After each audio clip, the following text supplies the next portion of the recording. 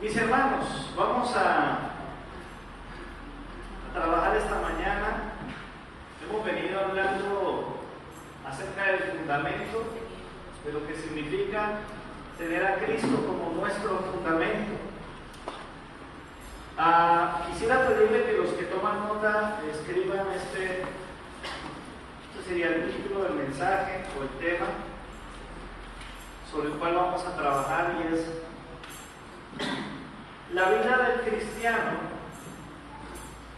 hace evidente el poder que actúa en él. La vida del cristiano hace evidente el poder que actúa en él.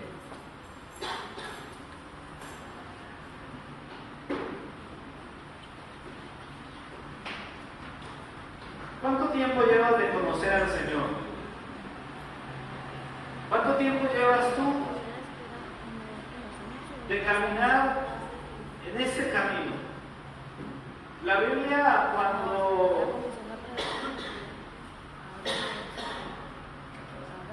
cuando en Hechos de los Apóstoles se comenta sobre la persecución en los primeros siglos del cristianismo, la Biblia se refiere a la fe en Jesucristo como el camino. Los de este camino, refieren a algunos. ¿Hace cuánto estás en este camino? ¿Tienes las cuentas? Muy bien. De acuerdo a esas cuentas, surgiría una nueva pregunta. Y la pregunta que surge es: ¿qué ha pasado con tu vida después de ese día? Porque nuestra vida va a poner en evidencia el poder que opera en nosotros. Se supone que nosotros somos creyentes. El domingo pasado celebramos la Cena del Señor y el Evangelio de Jesucristo no se puede cambiar, es uno solo. ¿Sí? No podemos fundamentar nuestra fe en milagros, no podemos sustentarla en una simpatía por el gremio cristiano que es distinto al tradicional. Hablamos de una serie de cosas que no deben ser parte del fundamento. Usted puede tener cositas que se pueden sumar, como la comunión entre nosotros, son cosas que añaden, ¿sí? Son cosas que consolidan nuestra razón de ser cristianos, pero el fundamento es uno solo y no se puede poner otro. Pero si verdaderamente el Evangelio es Cristo, dice la Biblia: porque no me avergüenzo del Evangelio, y habla del Evangelio como algo que se llama el poder de Dios. Y es un poder que dice que actúa para la salvación de todo aquel que cree. El Evangelio es poder de Dios. A veces la gente no capta la profundidad, la magnitud de esto. Y yo quiero animar a los muchachos, a los jóvenes, a que le crean al Señor en este sentido. ¿Por qué? Porque cuando ustedes empiezan a predicar el mensaje, y todo aquel que lo está haciendo, yo no sé cuántos aquí realmente se toman tiempo en la semana y aprovechan las oportunidades que Dios pone ante sus ojos para hablar de Jesucristo y del Evangelio de Jesucristo. No les dé temor, porque el poder de Dios, el Evangelio es poder de Dios. Y cuando una persona cree en el Evangelio, se manifiesta algo sobrenatural que salva a la persona. Y hablábamos hace unos días, la palabra salvación no es simplemente nos libramos del infierno y se acabó. No, la palabra salvación tiene muchas cosas más. No las voy a repasar porque son demasiadas y necesito tiempo para desarrollar el tema de hoy. Pero nuestra vida como creyentes definitivamente tiene que ser diferente a lo que éramos antes de Cristo. Me estoy explicando, o sea, nosotros no podemos, si alguien se encuentra con usted hoy, alguien que lo conoció antes de ser cristiano, si alguien viene y se encuentra con usted, hoy no puede encontrarse con la misma persona. Tienes que ser diferente. Tiene que haber algo distinto en ti. Pregúntate, por favor, si tú te encuentras hoy, haga la cuenta. Usted dice, bueno, yo llevo 10, 7, 15, 20, yo no sé cuántos años de ser cristiano. Si una persona se lo encuentra a usted, puede decir que hay evidencias, que hay algo que usted tiene ahora que no lo tenía antes. Su vida refleja que hay algo pasó con usted. ¿Y por qué podemos decir cosas como estas? Porque tomando como una referencia la vida del apóstol Pedro, ¿qué era Pedro antes de Cristo? Pedro era un sencillo pescador, una persona del vulgo, por eso la gente se admiraba cuando lo escuchaba hablar después del Pentecostés. Y es porque hay una diferencia tremenda entre el Pedro que era antes de la administración del Espíritu Santo, porque aún, mire, hay personas que como Pedro, que caminan con Jesús, lo escuchan hablar, pero su vida sigue siendo muy carnal.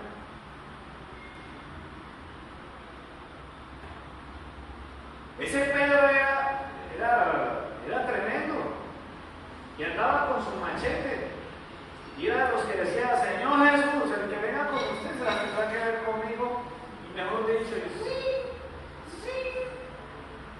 Y el día que fueron a aprender a Jesús, ahí volvió machete y ahí cortó oreja. Pero eso no era lo que él debía reflejar. Prácticamente estaban concluyendo esos 3 años de ministerio de Jesús y parecía que Pedro no había aprendido nada. Tenía chispazos espirituales. Y ojo con eso, porque hay creyentes que solo tienen chispazos espirituales. Momentos donde, como que todo funciona, ¿no? Como que, sí, ahora lo quiero todo. Y luego, no, yo ya no quiero nada. A mí me parece triste, yo he conocido gente, de esa gente a la que usted dice, cuando esa persona está rendida con el Señor, qué chévere que es estar con esa persona. Pero cuando esa persona se aparta del Señor es como que, y yo me pregunto, ¿cómo puede haber personas así? ¿Será que realmente el poder del Evangelio sí está operando en ellos? Por esa razón el Evangelio, el fundamento, tiene que haber provocado en tu vida algo contundente. O sea, es imposible volver a ser el mismo después de haber conocido a Jesús. Y a Pedro le pasó. Ahora, estoy haciendo una diferencia entre el Pedro, no solamente del pescador, no solamente del discípulo, del que caminaba con Jesús, porque vuelvo y repito, hay personas que tienen una vida diferente antes de ser cristianos. Asumen una vida diferente en el ambiente de la religión, del seguir, del caminar en pos de ese algo. Pero solo hasta que algo sobrenatural ocurre en la vida de esa persona es que se ven las diferencias que uno ve después en Pedro. Nada que ver el Pedro de las redes, nada que ver con el Pedro que andaba con machete con Jesús, que con el Pedro que vemos después del día del Pentecostés. Después de ese evento, después del derramamiento del Espíritu Santo, después de que Jesús, que prometió la venida del Espíritu Santo, ¿sí? Después de que esa promesa espiritual, celestial, se hizo realidad, el Pedro no volvió a ser igual. Pedro intentó en sus fuerzas seguir a Jesús. No podemos discutir eso. Pedro lo intentó. Jesús le dijo, sígueme. Sí, lo siguió. Pero no estuvo en todo. No estuvo en todo. Pedro todavía luchaba con muchas cosas. Lamentablemente, lo que él era como persona se puso a prueba el día que lo negó. Era presa de sus impulsos.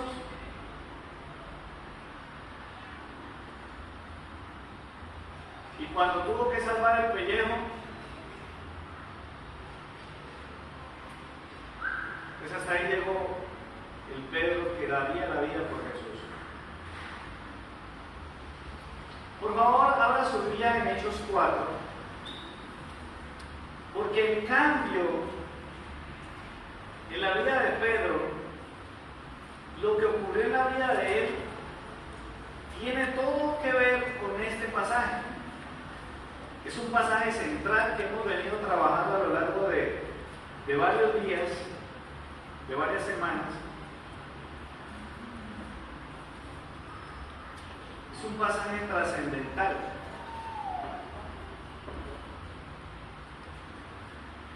Ustedes saben que Pedro, inmediatamente llega el día de Pentecostés, él empieza a predicar, él empieza a hablar de las profecías de Ageo, del derramamiento del Espíritu Santo, y se forma una revolución. Pedro ya no es el mismo.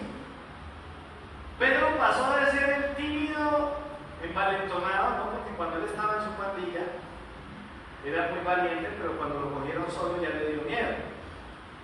Pero ahora Pedro sale y a las que sean, y le predica a todos los que tenían frente y sale.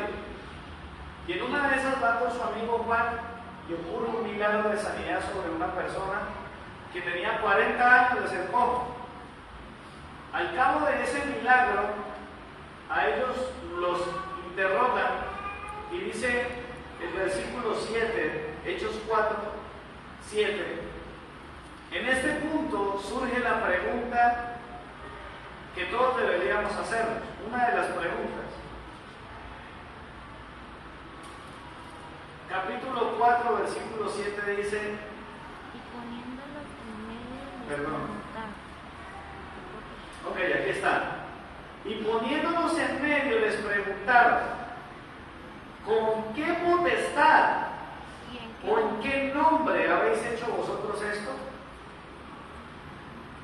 ¿Sobre qué estaban hablando ellos? Sobre ese milagro. O sea, ¿con qué autoridad, con qué poder ustedes han hecho esto?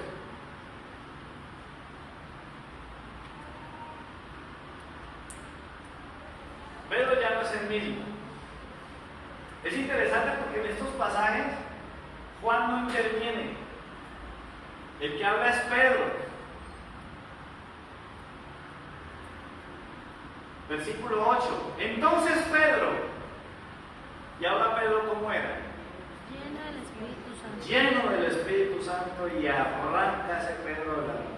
Gobernantes del pueblo y ancianos de Israel, puesto que hoy se nos interroga acerca del beneficio hecho a un hombre enfermo, de manera que éste ha sido sanado, sea notorio a vosotros y a todo el pueblo de Israel, que en el nombre de Jesucristo de Nazaret, a quien vosotros crucificasteis y a quien Dios resucitó de los muertos, por este nombre está en vuestra presencia sano.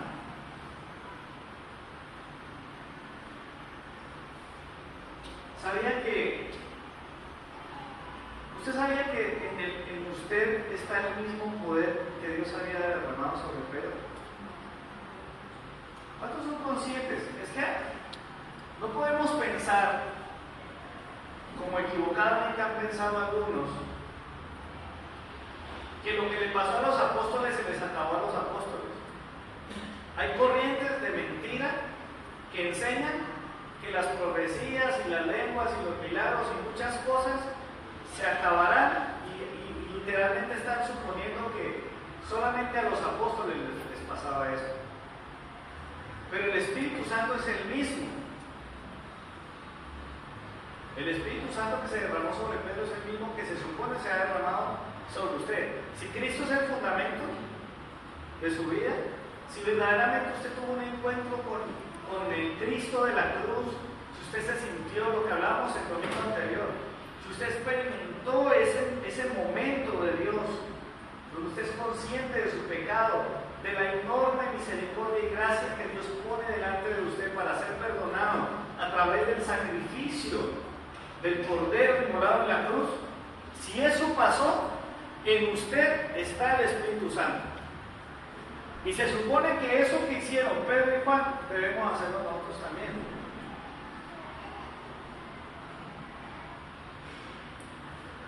¿Cuándo fue la última vez que usted oró por un enfermo?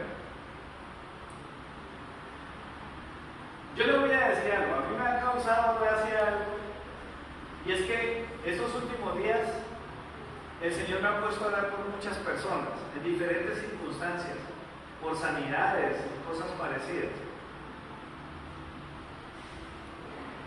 Y todo esto ha ocurrido en medio de un cuadro en el que estaba como así, en cuanto a mi salud. ¿Un pastor enfermo puede orar por sanidad? ¿Cuántas veces usted, estando sano, ha orado por algún enfermo? ¿Y cuando estando enfermo se ha animado a orar por otro enfermo? Si no lo ha hecho, usted no sabe lo que se pierde. Y lo que es peor, no sabe de las cosas que usted ha dejado esperando a otro. A veces usted es el único creyente a la orden de una persona, de una vida. Y esa persona esperaba. ¿Sabe que a veces hay gente que se muere, gente que entra en unas crisis tremendas en sus vidas, simplemente porque los creyentes de las iglesias no asumen ese rol en su vida? Dicen, yo soy cristiano. ¿Verdad? El Evangelio es verdad en su vida. Sí. ¿Y dónde está el poder de Dios del Evangelio? Pero nos da miedo. Nos sentimos inseguros. A ellos les preguntan, ¿con qué autoridad? ¿Con qué poder? ¿En nombre de quién ustedes han hecho esto? No importa en qué versión lo busque, la pregunta sigue siendo la misma. Y no solamente tiene que ver con el poder que sanó al cojo, sino con el poder que operaba en ellos. Es que eran dos contra el mundo. En ese momento estaban siendo interrogados y estaban siendo llevados. La iglesia estaba orando por ellos, pero en ese momento ellos dos estaban siendo cuestionados por este milagro. Qué chévere sería que a uno le hicieran eso, ¿no? Ah, sí, claro. Hay que aclarar que los que cuestionaban el milagro eran los religiosos que hubieran querido que el milagro pasara a través de ellos. Pero con ellos no pasaba nada. Ellos solamente enseñaban lo que otros les habían enseñado, replicaban sus costumbres, pero nada más. Pero estos hombres llegaron a decir, hay poder de Dios para sanar.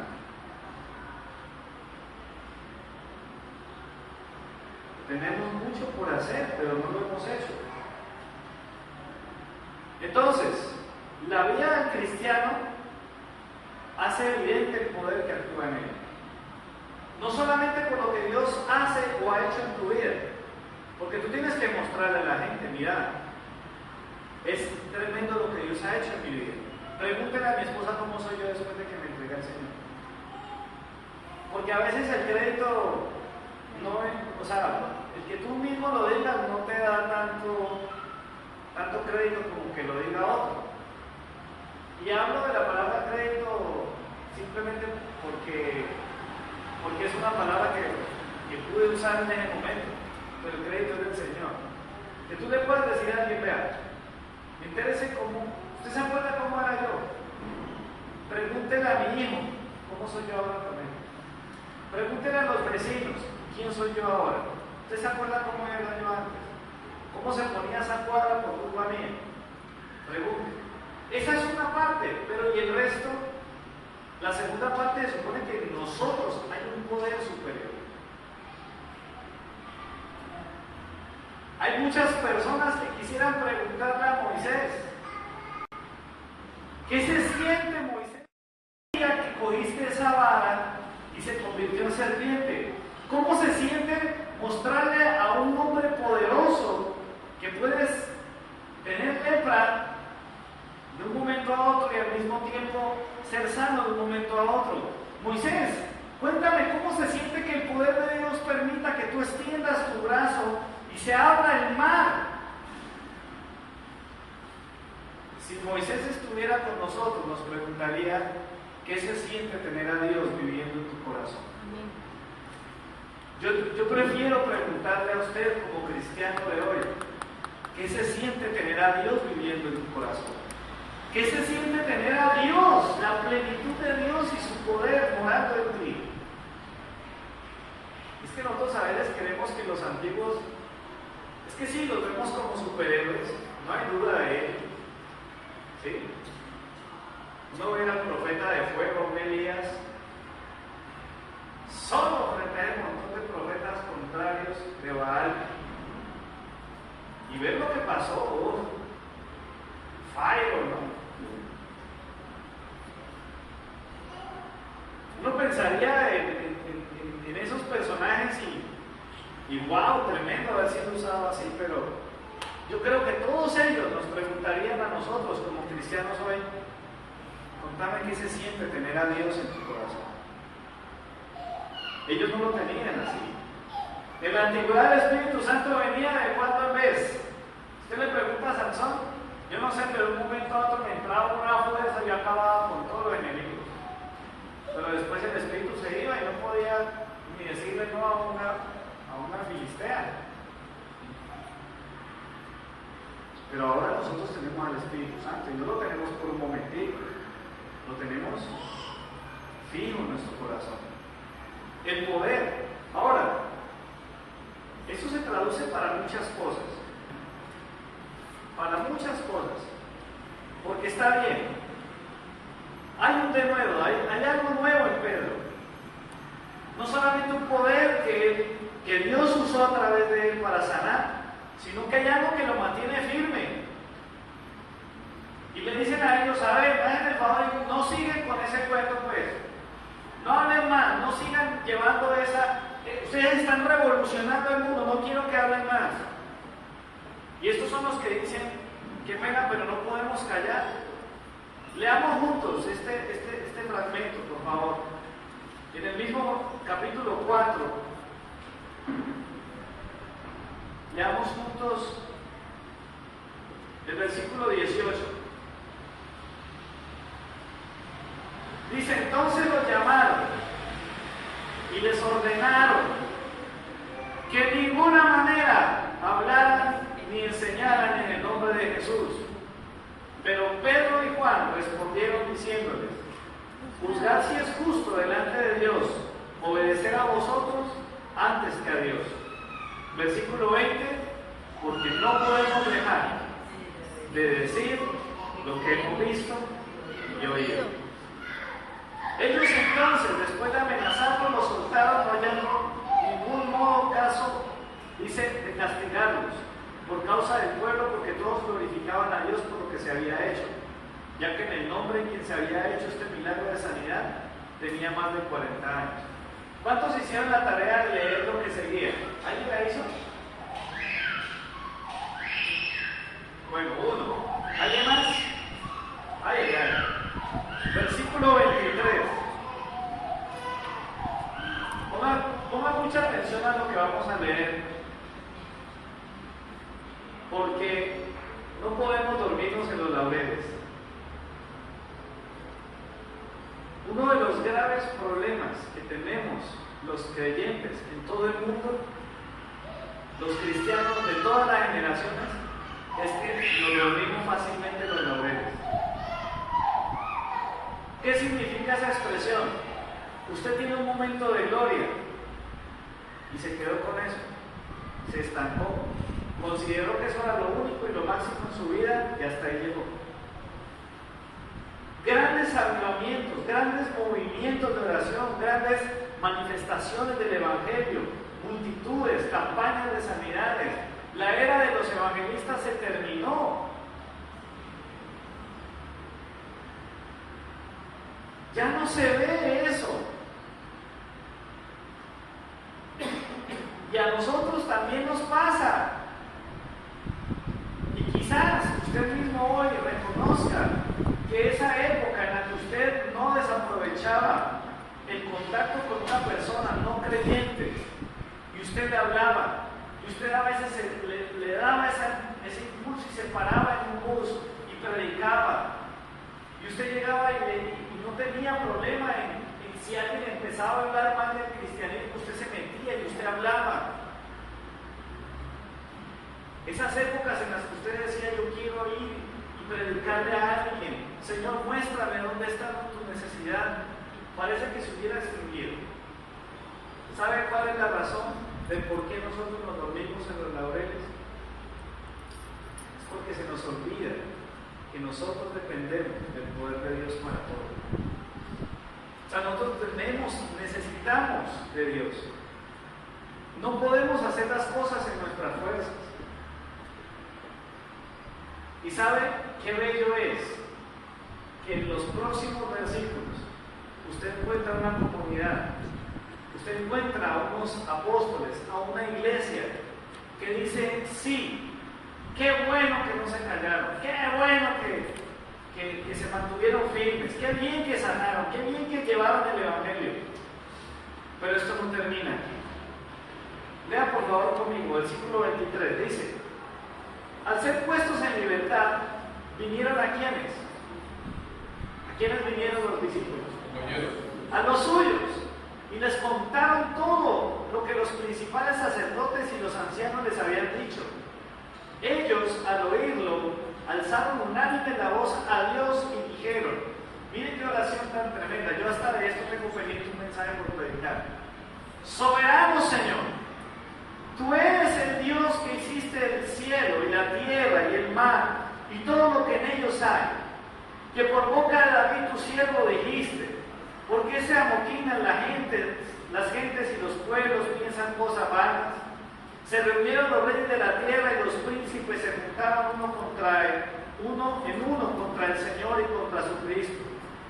Y verdaderamente se unieron en esta ciudad de Herodes y Poncio Pilato con los gentiles y el pueblo de Israel contra tu santo Hijo, a quien ungiste, para hacer cuanto tu mano y tu consejo habían antes determinado que sucediera.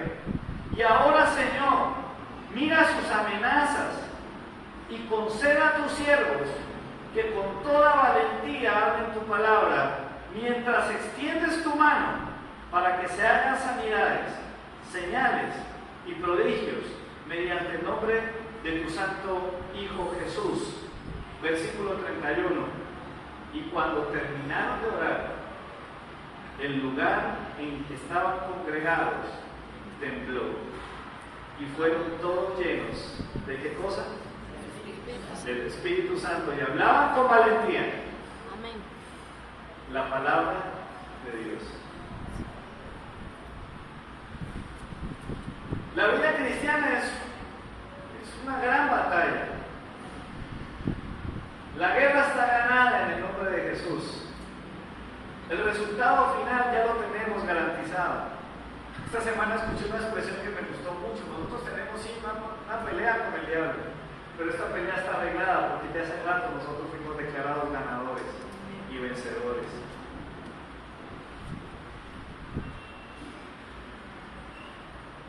Cuando yo escuché eso, yo no me pude aguantar y dije, sí, Señor. Pero de aquí a que llegue el momento y que nos den la corona incorruptible, tenemos que seguir peleando. Tenemos que seguir hablando. Estos discípulos llegaron así, cansados, no sé, sudando quizás, y se encontraban con los suyos, muchachos, si ustedes vieran. Estábamos por allá, ¿no? ¿Se acuerdan que nosotros que día estábamos parados por el templo y se sanó un señor? Sí, ¿verdad? Sí. No, si vieran que nos mandaron callar, eso mejor dicho, nos amenazaron. ¿Qué hizo la iglesia? Uy, no, ¿cómo así? Uy, no, es que esta gente, esos hijos del diablo, definitivamente, es que ahí está pintado el diablo, y es que la oposición y no sé qué más. No, levantaron su voz al cielo y empezaron a orar. Por favor, Señor, danos de nuevo, y hay otros pasajes donde esa misma iglesia le dice: Señor, necesitamos más valentía. Pero ¿sabe por qué la pedían? Porque para ellos era un riesgo predicar el Evangelio. Para ellos era peligroso predicar. Para nosotros hoy, como estamos cómodos, no pedimos esa valentía. Claro. Porque Para nosotros hoy esto es tan cómodo. Yo no sé cuándo usted le ha pedido al Señor, si es que lo ha hecho alguna vez: Señor, dame valentía para hablarle a esta persona. Señor, yo ya estoy decidido, yo me quiero ganar al jefe de la empresa. Señor, yo sé que él a veces se ha puesto a decir cosas de los cristianos, pero Señor, yo hace tiempo vengo con esta carga y yo quiero, Señor, dame la valentía. Sí, Señor, dame el impulso que necesito y ¡tran! Así sea ese nivel chiquitico de adrenalina, si se puede decir así. Pero esta gente sí la estaba sintiendo. Esta gente sabía que si se ponía a hablar de Cristo, se iban de palizas, de azotes. Tiempo más tarde se experimentaría una de las masacres más abundantes de toda la historia. Las quemas, la muerte. Dar a los cristianos, a los circos romanos, para que sean el entretenimiento de los emperadores, todos, porque tuvieron valentía, esa valentía que le pidieron al Señor, de que si preguntaban en qué camino andaban, ellos dijeran: nosotros andamos en el camino de Jesucristo. Ese es el poder. ¿Cuándo fue la última vez que le pediste poder a Dios? Señor, en el nombre de Jesús. Ayer nos contaban unas personas una experiencia muy chévere con unas personas que al parecer son musulmanes. Y yo me imaginaba en esa reunión, yo decía: ay, yo hubiera estado ahí. ¿Por qué lo digo? Y lo digo con ese gozo, porque es que usted le ha dado a una persona aquí en esta ciudad y la mayoría ya pasaron por una iglesia. La mayoría de las mega iglesias ya han movilizado gente en sus reuniones. Usted da cuenta yo tengo por lo menos en mi mente unas 5 mega iglesias que mueven solitas por ahí unas 100, 120 mil personas. Solitas. Mueven más del 50% del cristianismo de la ciudad. Entonces, ¿qué hacen ellos? Hacen sus eventos y mueven y revuelven toda la masa de la ciudad. De manera que cuando usted le va a hablar a alguien del Señor, no es raro que usted le diga: ah, sí, yo he escuchado, a mí me han invitado, yo incluso he ido. De la iglesia tal, te la mencionan. Ah, sí, a mí me han llevado, porque hasta te ponen buses. Pero yo me imaginaba: ¿cómo será hablarle a un musulmán, a un hinduista? ¿Cómo será tener la oportunidad? Una oportunidad de Dios, ojo con eso. Porque una cosa que hemos aprendido y tenemos que aprender y no debemos olvidar es que tenemos que pedirle al Señor que nos guíe también en ese proceso. Es el darle valentía, pero darle sabiduría, porque a veces la otra parte es que un sector del cristianismo se ha encargado de darle tanto palo a la tradición que lo que hacen es asustarlos. Y la gente ya va a decir: pues, no va a decir nada de María. Por eso te metes con mi santo. Ojo pues con el Papa. ¿Por qué? Porque a veces nos falta sabiduría, pero yo pensaba: Señor, qué rico poder hablar de Jesús en un ambiente de esos. El resumen de la oración de ellos era simple. Yo lo hice de esta manera: Señor, mira las amenazas, pero no nos importa ser amenazados en tanto estés con nosotros. Danos la osadía para continuar anunciando el Evangelio, y mientras lo hacemos, manifiesta tu poder como quieras. Ese es el resumen de esa oración. Ese fue mi resumen. Si usted quiere dar un resumen distinto. Pero la verdadera vida cristiana, amados, no puede vivir aislada del poder de Dios. Si Cristo es nuestro fundamento, Todo lo que somos, todo lo que tenemos, tiene que tener un origen. Said decía hace unos minutos, hay mucho peladito que va y se cuelga esas barras, parecen robots. Raca, raca, raca, raca, raca. Y yo les confieso que en el mejor de mis tiempos de adolescencia, ¿no? Cuando uno quiere verse vica, porque todos los demás son flacos como uno y a ver quién saca menos flacura. Yo me acuerdo que yo me hacía así mucho unas días, pero estos benitos le hacen y le hacen y le hacen y lo hacen así, lo hacen de todas las formas. Pero tienen un combustible que, así como los chupa. Para nosotros hay un solo combustible, nuestro motor. Hay una canción de un grupo musical cristiano que habla de una gasolina. Es que Dios es nuestro motor, es nuestro combustible, no nos podemos mover sin Él. Podemos tener un gran potencial, pero sin Dios no pasa nada. Por esa razón tenemos que orar. El apóstol Pablo, hablando a la iglesia de los Corintios, les dice: miren, cuando yo vine a ustedes, mi predicación no fue de humana sabiduría, de palabras persuasivas, no. Porque miren, no solamente podemos tener una vida cristiana escasa de poder, sin ninguna transformación en nuestra vida, porque eso sería el caos. Que no haya pasado nada en ti, grave. Que tú no seas capaz de ministrar el poder de Dios, no seas capaz de dar ni siquiera por una gripada, grave. Pero tan grave como eso es servirle a Dios con tus propias fuerzas. Hacer las cosas por lo que tú puedes hacer. Porque es así. Si usted lee 1 Corintios, busquen ahí de rapidez, 1 Corintios 2.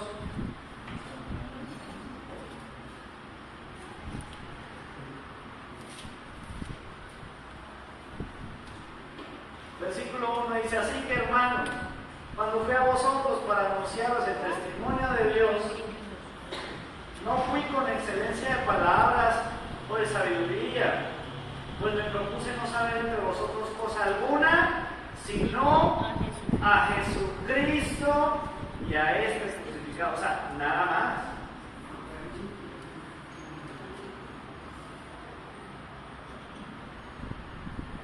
Mire, yo a veces cuando preparo los mensajes, me deleito en el estudio. Me meto en el griego, me meto en la cultura judía, me meto en el trasfondo cultural de toda la escritura. Me gusta hacer un trabajo de exégesis bien profundo. Pero yo a ustedes no les traigo todo eso. Y de vez en cuando les comparto algo para que tengan elementos para no tergiversar el entendimiento de la palabra. Pero mi mayor deleite no está en exponerles mis recursos académicos ni mis habilidades, porque eso no sirve para nada. Pablo dijo: yo todo eso lo tomé por basura.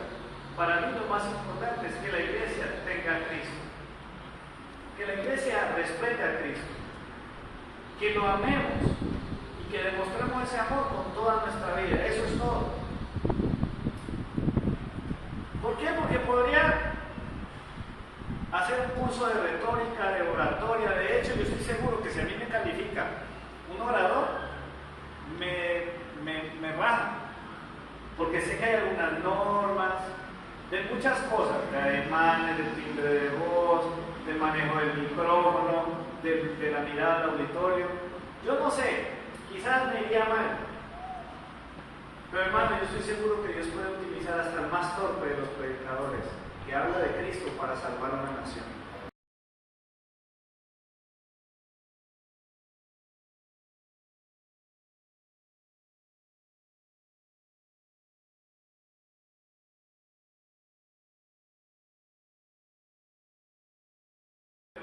Honestamente yo le digo, algunas las entiendo, otras no.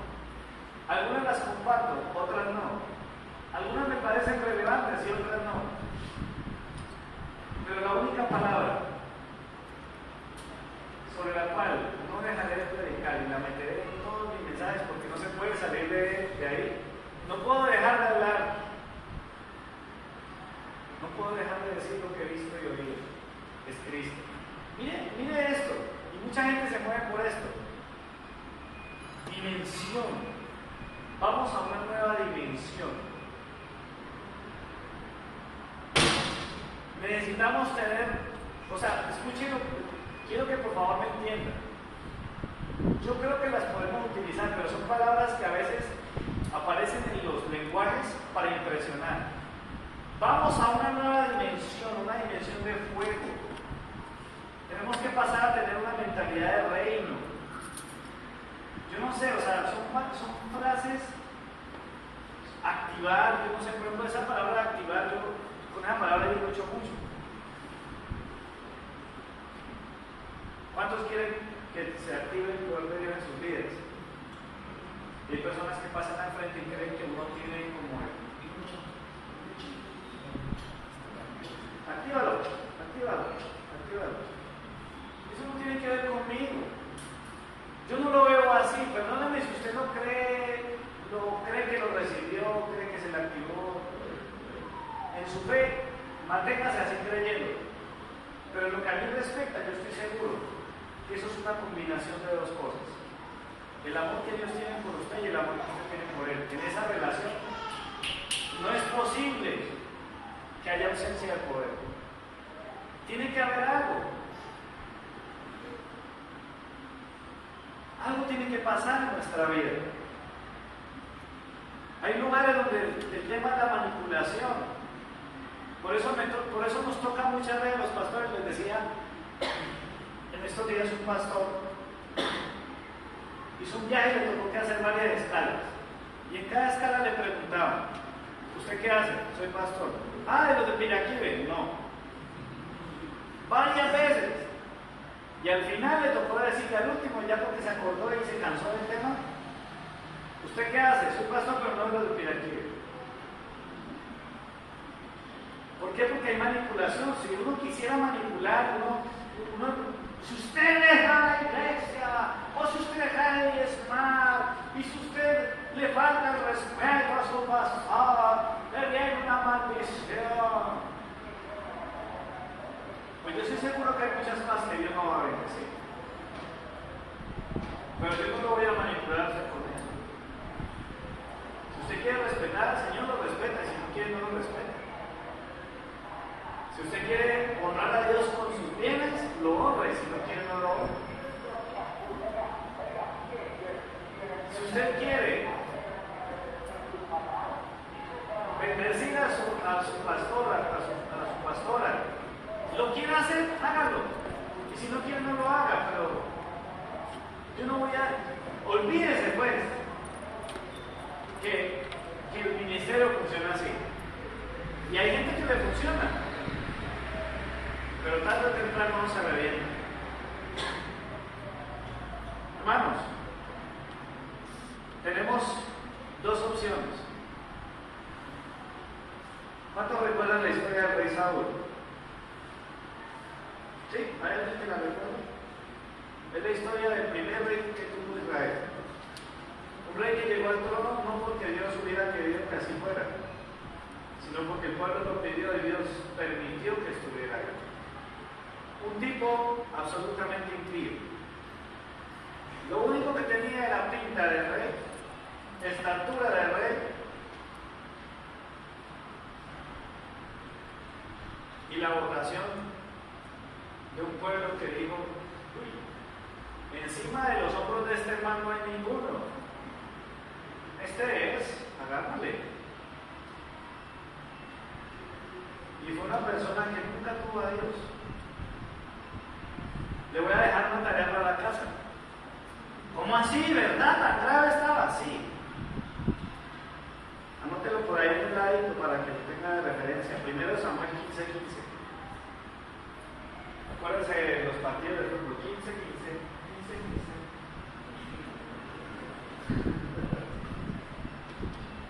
Muchas veces Saúl se refería al Dios de Samuel como su Dios. Ve y consulta con Jehová tu Dios tal cosa. Uy, Saúl es la prueba clarísima de que uno puede hacer un ministerio y no tener a Dios. Sansón es la prueba clarísima de que uno puede ser usado por Dios y al mismo tiempo no tener a Dios. Si usted lee otra perlita para que la nota por ahí, Hechos 19:13, es la historia de unos exorcistas que se les ocurrió la brillante idea de empezar a coger a los endemoniados de las calles y a exorcizarlos en el nombre de Jesús, el que predica Pablo, y les fue mal. Es que no funciona así. El poder de Dios, el Evangelio, toda esa riqueza espiritual mora en el corazón de los creyentes, de los cristianos, de aquellos que tienen a Cristo como su fundamento. De lo contrario no funciona para nada. Este año tenemos una tarea que es la tarea de la iglesia, la razón de ser de nosotros. Mire, yo le voy a decir algo. Si usted no fuera cristiano, usted sería la persona más importante para mí en este momento, después del Señor.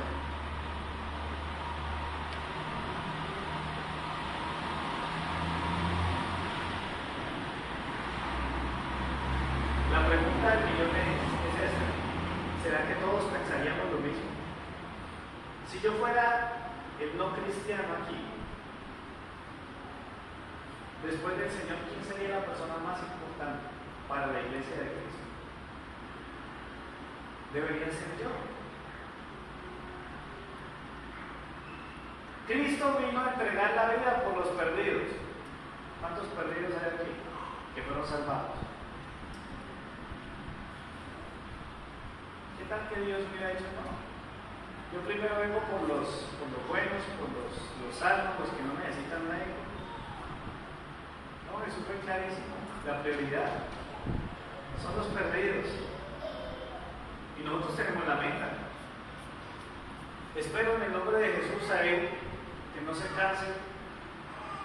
No nos cansemos, porque yo también tengo mis tareas. No sé si alguien más lo está haciendo. Si usted lo está haciendo, no se canse. Porque este año Dios nos ha puesto un lema. Y ese lema es simple: testifica, que nada te detenga. Ah, pero es que yo no estoy preparado. Testifica. Es que no tienes ni siquiera que contar. ¿Cómo es que tú llegaste a ser cristiano? ¿Por qué eres cristiano? ¿Puedes responder a esa pregunta? Eso es lo que puedes hablar. Ay, pero lo que pasa es que de pronto me rechazan. Pues si te rechazan, eso es asunto de ellos. Ah, pero es que a ellos no les gusta que les hables de Dios. Pues hermano, la vida de ellos está en juego. Pídale al Señor que le dé la valentía. Ah, pero es que seguramente se ofende conmigo porque es que yo no les había dicho que yo era cristiano. No importa, deja las excusas. Si venimos ahora, si venimos en nuestro poder, nos va mal, eso se lo aseguro. En nuestro poder nos va mal. Total. ¿Usted trata de impresionar a alguien con cháchara? Si en eso no está el poder de Dios, no pasa nada.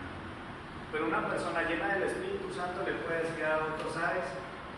La Biblia dice: venid a mí todos los que estáis trabajados y cargados, que yo os haré descansar. Jesús te dice eso. Suficiente. Una sola frase, un solo versículo de la palabra dicho por un creyente lleno del Espíritu Santo es suficiente para salvarlo, para sanarlo, para restaurarlo y para empezar a ver un milagro en esa vida de esa persona. No te detengas.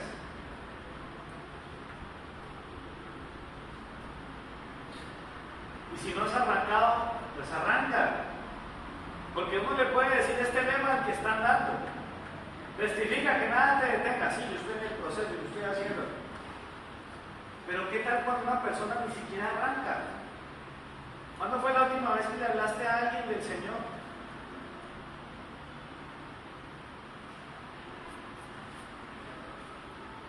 ¿Ah? ¿Cuándo fue la última vez que le hablaste a alguien del Señor? ¿Cuándo fue la última vez que dijiste no? Es que mire que uno tiene las posibilidades. Usted sabe que hay gente en su empresa, en el lugar donde usted estudia, en el barrio donde usted está, gente influyente, gente que tiene liderazgo, usted piensa esto. Si esa persona fuera cristiana, es capaz de que le hable de Cristo a todos los demás, porque hay gente que es líder. ¿Sabe por qué se extendió tanto el evangelio en los tiempos de Pablo? Porque mientras este hombre estaba preso, ahí le ponían los soldados de élite del Imperio Romano, y esa gente era gente de todo el mundo, gente de alta sociedad, eran como los de guardia presidencial, era gente que no llegaba allá porque sí, era gente importante, gente con gloria al Señor. ¿Y sabe qué pasaba? Estas personas lo escuchaban predicar, el hombre ahí llevado con sus no, pero el Señor y el Señor lo levantó de los muertos y Él te ama y el Evangelio te puede salvar. Cree en el Señor Jesucristo y serás salvo en tu casa.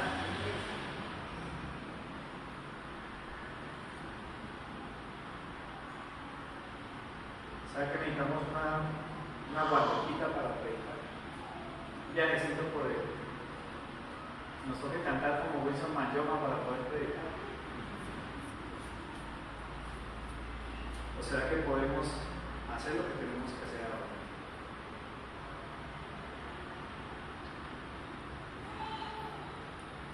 Preguntémonos finalmente, ¿cuál es el poder que actúa en ti? Porque la vida del cristiano da cuentas, da evidencia del poder que actúa en ti. Tu vida muestra que el poder de Dios está actuando en ti. Si eso es verdad, eres de los que creen que el poder de Dios está en ti para obrar, para ministrar, para sanar, para llevar palabra a otros. Y lo último es lo que tú estás haciendo para Dios. O sea, lo que tú haces aquí en la iglesia y se supone lo haces para Dios, ¿lo estás haciendo en el poder de Dios o lo estás haciendo en tu fuerza? Yo no sé si tú eres de los que oran antes de venir a servir, o que eres que no, pues que pararme en la puerta no un chiste tiene, darle la mano a la gente. Si tú supieras que en la puerta, por donde pasaron Pedro y Juan, llegó un necesitado y ahí operó un milagro del Señor.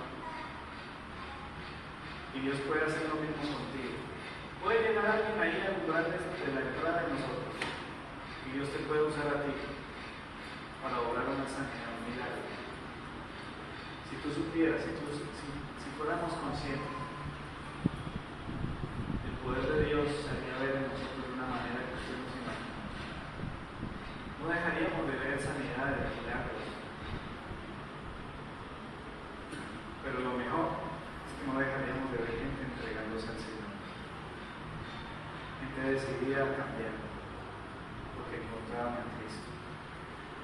Quiero pedirle que se ponga de pie, por favor. Toma un momento allí donde está.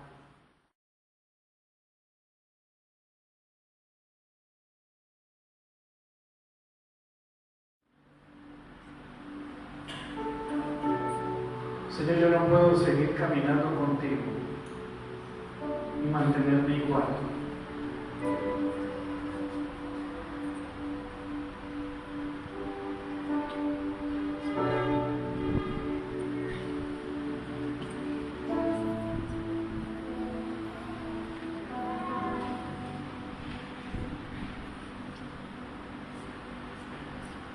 Obra en mí, Señor.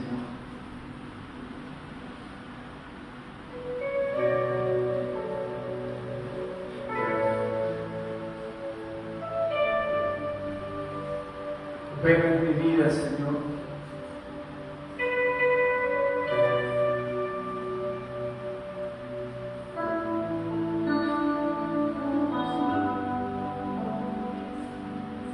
Dile, Señor, por favor, no te detengas hasta haber terminado la obra en mi vida.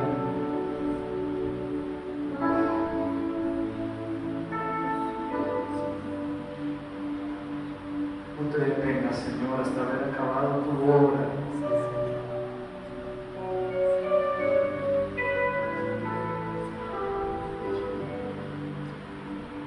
Quiero verte, Señor.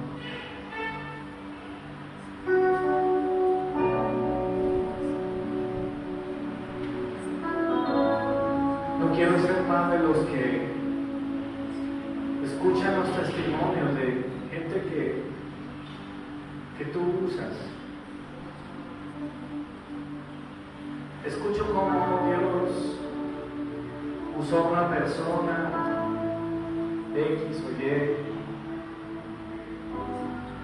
y dice: Dios me usó para llevarle sanidad a una familia. Dios me usó para rescatar a una persona de la calle. Otro dice: esta semana hablé por tal persona que tenía tal enfermedad, y a la semana siguiente me dijeron que había sido totalmente sanada. Que los médicos no se explican cómo fue posible esa sanidad. Y pienso dentro de mí: ¿yo por qué no vivo esas cosas? ¿Por qué a mí no me pasan estas cosas? ¿Qué tienen ellos que no tengo yo, Señor? Y el Señor, con una mirada de amor,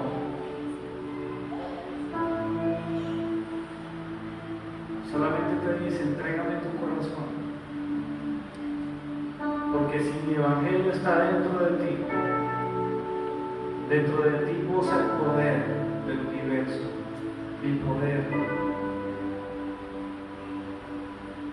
Y el evangelio será tan poderoso en tu vida que será para la salvación de todos aquellos que te escuchan, todos aquellos que crean. Vivirán cosas sobrenaturales. Yo te quiero usar, dice el Señor. Si tú quieres ser usado por Dios, si tú quieres un día tener esa experiencia sobrenatural, dile: Señor, yo lo quiero, yo quiero. Úsame a mí, aquí estoy, Señor. Yo quiero que todo lo que hago, Señor, aquí en la iglesia, todo lo que doy para ti, Señor, yo quiero que sea una experiencia sobrenatural.